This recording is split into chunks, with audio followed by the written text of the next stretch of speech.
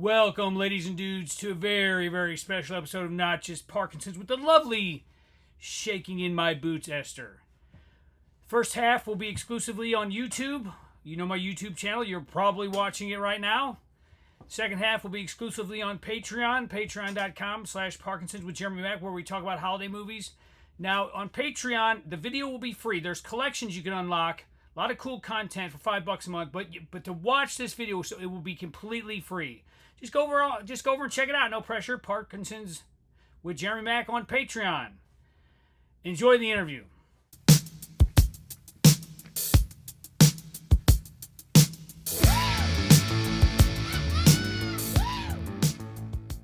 Welcome to Not Just Parkinson's. My name is Jeremy Mack, joined by the lovely Esther. Esther, you always have the biggest smile on your face. What's not to smile about? Tell me what you've been up to. You've been busy, girlfriend. Yes, it has been a very, very busy last few months. Really, since September on, I've been doing a lot of advocacy stuff in the quote unquote real world, trying to take my show offline into conferences and different things. So, um, yeah, By the it way, really. what are your socials? Just get them out of the way real quick. So I always forget to have people give their socials. Okay, on TikTok, I'm Esther Labib Kiara, which makes no sense. It's how they cut me off. But if you just Google Esther Young Onset Parkinson's, you can find my link tree. I'm shaking in my boots on Facebook and Instagram, and Esther shaking in my boots on YouTube. I will put the links in the description as well as a Patreon. So talk to me about this. I saw you were involved in some kind of law, some kind of passing of some kind of bill. Am I mixing that up? No, so I went to Policy Forum in Washington, D.C. earlier this year, and I highly encourage everyone who's interested in advocacy to sign up for the policy group with the Michael J. Fox Foundation.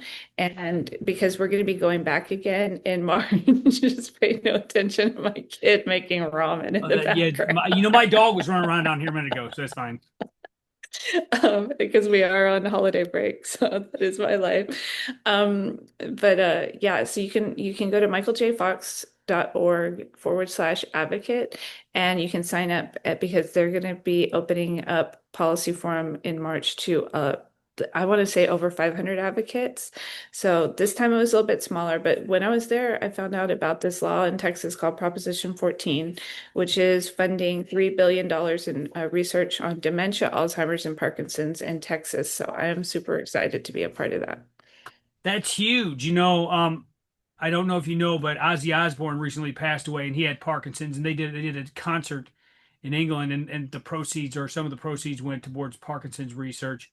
I think that's so important that we get our story out there. That's one of the things that I hope to do with this YouTube channel is basically give people a window into what we deal with because honestly, Parkinson's is kind of a mysterious disease, and a lot of people don't understand it. Hell, I don't understand it. That's what I tell people on my YouTube. I was like, I don't understand it.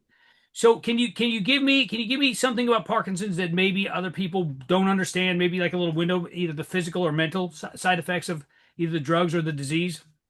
I think the main thing that was a shock to me that always surprises everyone is something so basic, which is that dopamine is the root problem and that it does so much more than like what we learn about it, like being a feel-good chemical. I never knew dopamine had anything to do with movement or muscles, Same here. like I just always had heard like dopamine chasing and all that.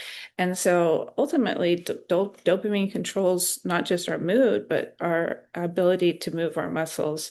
And so we get either what are called hyperkinetic movements or over movement, like with the tremor, or the opposite of that, which is slowness of movement, which we get with the bradykinesia, the shuffling gait, the slowness of movement that so many of us have. And that bradykinesia is one of the cardinal symptoms of Parkinson's. Everybody associates it with the tremor, but only there's 30% of people with Parkinson's that never get the tremor. Bradykinesia is the one symptom that we pretty much all share in one form or another. Not necessarily the shuffling of gait, but like in so many other things, even in our voice, it can slow down speech or freezing of our face. Bradykinesia is something not even a word that I really knew before I got Parkinson's, and now it defines a lot of my life. I was watching some of your earlier Instagram and stuff videos, and I think you said you're taking like a break this week and just kind of posting some old content. Yeah.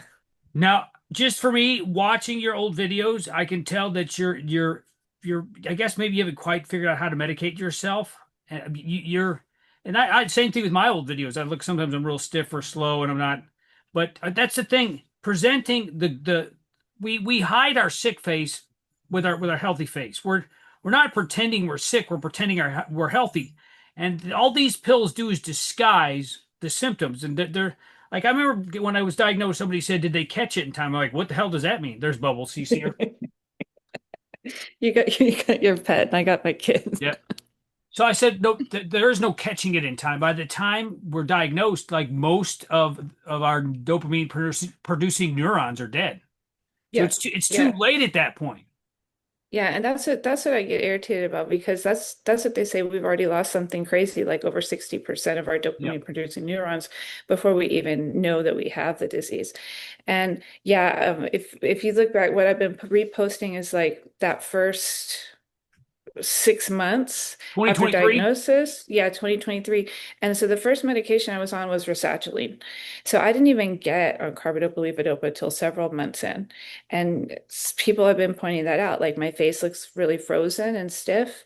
Yeah. And it was funny because I remember people at work telling me, I remember one of my friends at work telling me like, people are really scared of you. They think you're like you have resting bee face. And I was like, that's crazy because I feel like I'm a really happy person, but I didn't know my face was not showing that, Yes, that was the you first thing know? that I started to get. People would, I was riding my motorcycle into work and you got to shift and brake and it's like a lot going on. And I would drive in and this one guy said, "Why are you trying to look like Billy Badass?" Like, what do you mean? He's like, "You're scowling." I was like, "Am I?"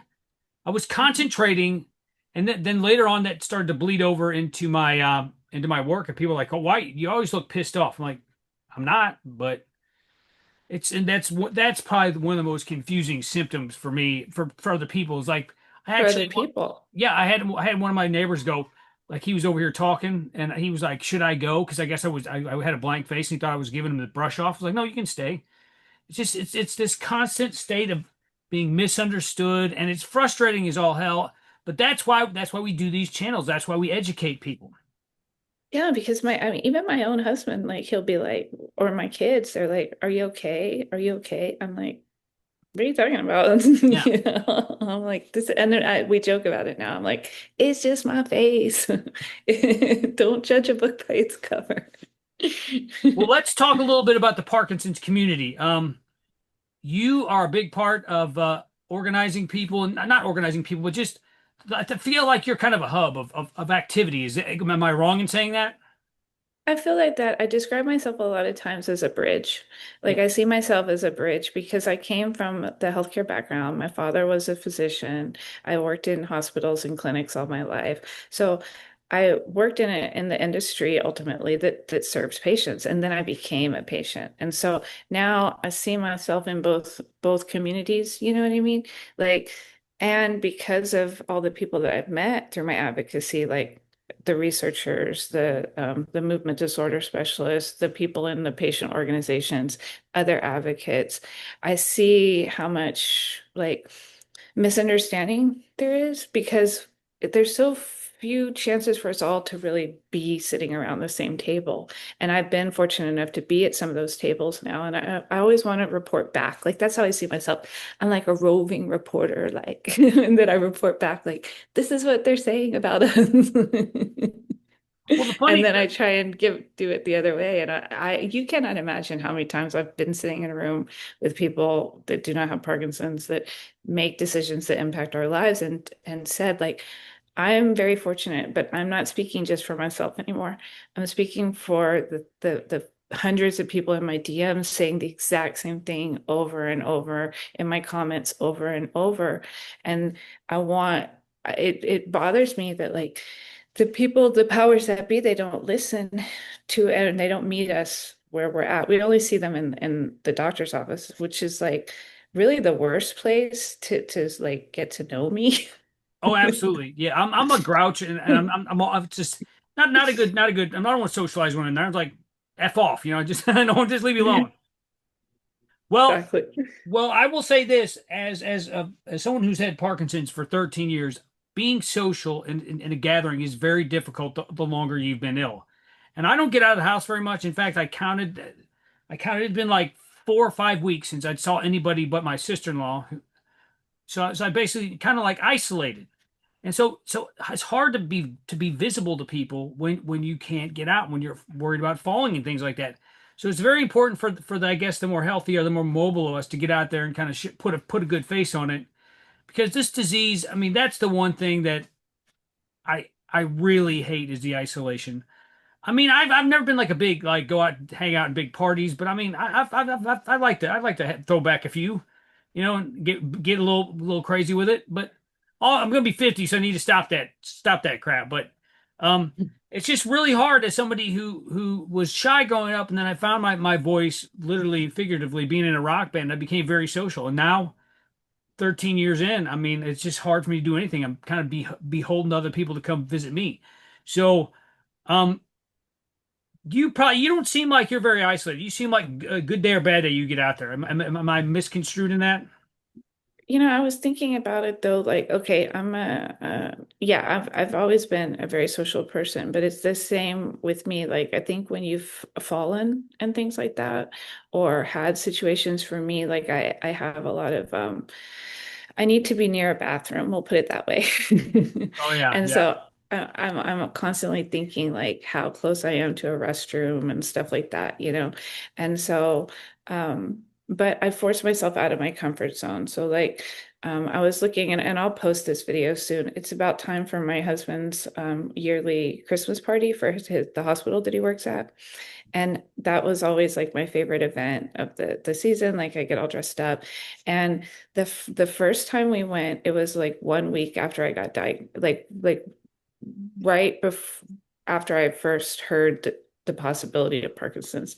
And I was like, I was very like depressed. And then the next year we didn't go. And then the next year I went, you was when you could see my visible tremor for the Mm. first time. And I saw it. And when I don't know if you've ever been to a party where they do now, they have these cameras on sticks that they loop around you Oh hell and no, hell no. you're on a platform. And I was like just thinking, don't fall, don't fall. But in that video, you can see when they sent it to me, I could see my hand tremoring and I had never seen it before myself like that. And I was like, oh my gosh. And I had gained a bunch of weight. That was before I started exercising. I was way overweight. And that was a big wake up call for me, that Christmas party. And so this year we got invited again. And like I said, I hadn't been the year before. And so now I'm like, part of me is worried because I know like those places are loud and dimly lit.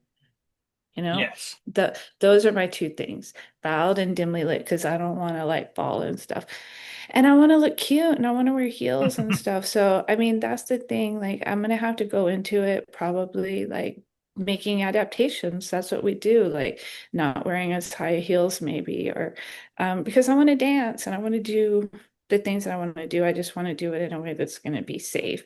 And I mean, also, I can't really drink anymore if I'm going to be like dancing and stuff like that because like that just throws off my balance too. But yeah, I try and force myself to stay connected to the things that I enjoyed before, but I can see how it gets harder as time goes on. Yeah, I mean, honestly, it's probably I don't drink in public anymore. I'm a mess. My wife said you embarrassed me worse before Parkinson's than after Parkinson's. I had my wine at home, but once again, it's like I just got invited. to this Thanksgiving thing where my sister-in-law's throwing, and I said, you know what? Safety is a concern for me. I was like, if I mean, we all know my history with toilets. I'm like, if you don't have like bars on your toilet, even if you do, I might fall and break your toilet. She's like, I don't mind if you break the seat. It's like, no, the whole damn toilet. And and But my thing is if I drink also, I'm gonna have to pee more. yep, That's the other thing. And so it just makes the pee situation worse. the pee situation. Kind of reminds me of Jennifer Sullivan's what was it, the pee plan? She has the pee plan. Yeah. All right, so this is where we're going to stop talking about Parkinson's and and start talking about movies. So let's get into it. This is going to be the Patreon exclusive.